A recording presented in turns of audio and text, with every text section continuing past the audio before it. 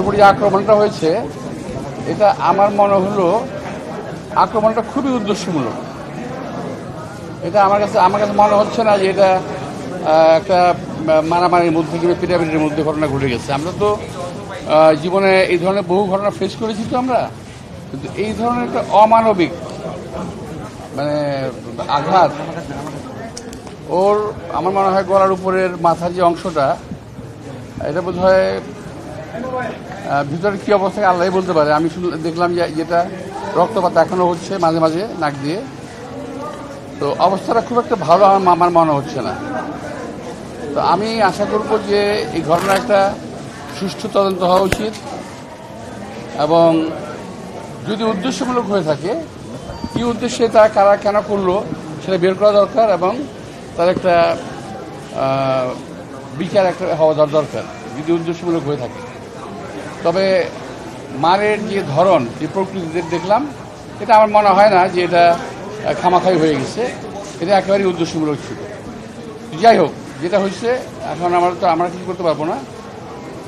আমি শুনলাম সরকার সদয় হয়েছে, বলেছে যে তাকে বিদেশে পাঠাবে।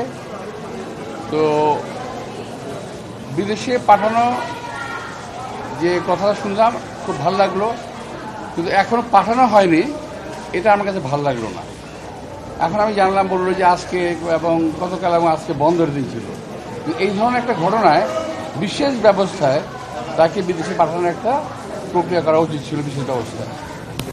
এটা হলো এক নাম্বার। আর সেকেন্ড হলো যেখানে পাঠাবে বিদেশে পাঠিয়ে দিলাম সব কিছু শেষ হয়ে গেল, এটা কিন্তু বিষয় না।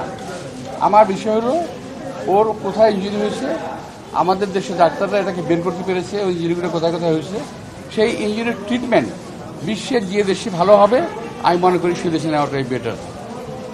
ইতিপূর্বে আমাদের এক সময়ে রাশেদ খান মেনন, আসম আব্দুর রব তাদেরকে বিদেশে পাঠানো হয়েছিল প্রক্রিয়া অনুযায়ী এবং বের করা হয়েছিল কোন জায়গায় আঘাতপ্রাপ্ত এবং কোথায় ট্রিটমেন্ট ভালো হবে। বিদেশে পাঠিয়ে দিলাম কোথাও এক জায়গায়, তাহলে কিন্তু হবে না। যদি উদ্দেশ্য থাকে ভালো করার, তাহলে যেখানে ট্রিটমেন্ট করলে ভালো হবে সেখানে তাকে ট্রিটমেন্ট করতে দেওয়া উচিত। অনেক ভালো ভালো জায়গা আছে। আমি যেটা আমার সাধারণ জ্ঞান এই বয়স পর্যন্ত যেটা দেখেছি, আমি এই বয়সে এই ট্রিটমেন্টটা খুব প্রপারলি হবে যদি পশ্চাত্যের কোনো দেশে করা হয়।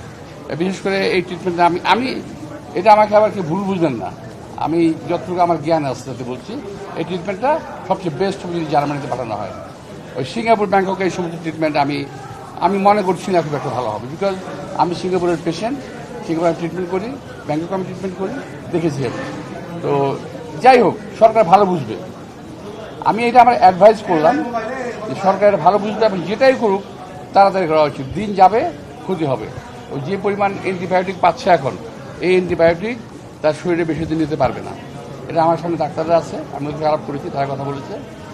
তো আমি ডাক্তারি কোনো প্রেসক্রিপশন দিতে চাই না, আমি চাই ভালো হোক, আল্লাহ তাকে সুস্থ করে তুলুন এবং দেশের কাজে লাগবে। আমাদের দেশের জন্য অনেক কাজ করেছে, তো ও আবার আমাদের মাঝে সুন্দরভাবে ফিরে আসুক। তো এই জন্য সরকারকে আমি অনুরোধ জানাবো যেখানেই হোক ট্রিটমেন্ট করার জন্য তাকে একটা ভালো জায়গায় এবং ভালো তত্ত্বাবধানে, দয়া করে পাঠিয়ে দিয়ে ক্ষান্ত হবেন না, এবং ভালো একটা তত্ত্বাবধানে যে তাকে যেন রাখা হয়। সবাইকে ধন্যবাদ। আব্বাস ভাই, নূরের উপর হামলা হয়েছে, এরপর লুৎফর ভাইয়ের উপর হামলা হয়েছে, ফেসিবাদ বিরোধী আন্দোলনে সক্রিয় থাকা শীর্ষ নেতাদের উপর একের পর এক হামলা হচ্ছে, এইটাকে কিভাবে দেখছেন? এই কথাটা আমি কিছুদিন আগে শুনেছিলাম যে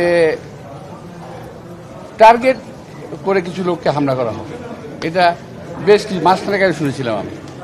তো এটা শোনা কথা। তো এখন যেটা দেখছি যে এই যে কয়েকটা হামলা হয়ে গেল, এই হামলাগুলো কিন্তু সেটারই একটা লুৎফর সাহেবকে মারা হয়েছে, জাকপা সব দুর্ঘটনা মারা হয়েছে, আমি তার তীব্র নিন্দা করছি। কিন্তু এই হামলাগুলো সরকারকে এখন দেখা দরকার করতে হচ্ছে। যদি না হয় আমরা বুঝবো যে সরকার বোধহয় ধরে রাখতে পারছে না, তাদের কমান্ড ধরে রাখতে পারছে না। সবাইকে ধন্যবাদ।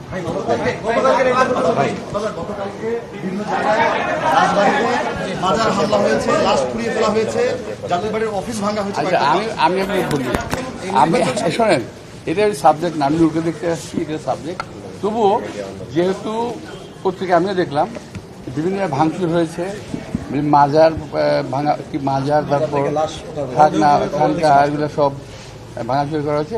এগুলো আসলে বিচ্ছিন্ন কিছু না। নির্বাচনটা সামনে রেখে এই ধরনের আরো অনেক কিছু সামনে আপনারা দেখতে পাবেন, যাতে নির্বাচনটা না হয়। একটা শ্রেণীর লোক চাচ্ছে যাতে নির্বাচন না হয়।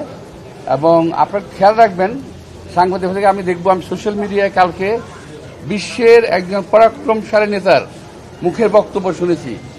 তাতে আমার মনে হচ্ছে